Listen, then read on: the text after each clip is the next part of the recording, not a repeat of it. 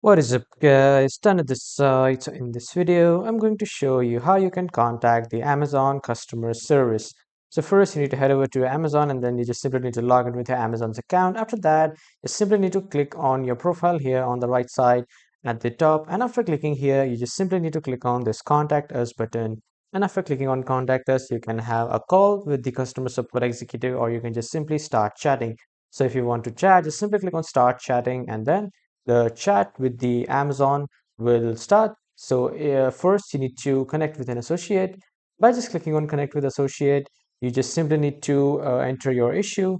After entering your issue, you need to enter your number. So you can just give them a call permission so that they will first call you. And if they can't solve the problem in the call, they will guide you through the chat.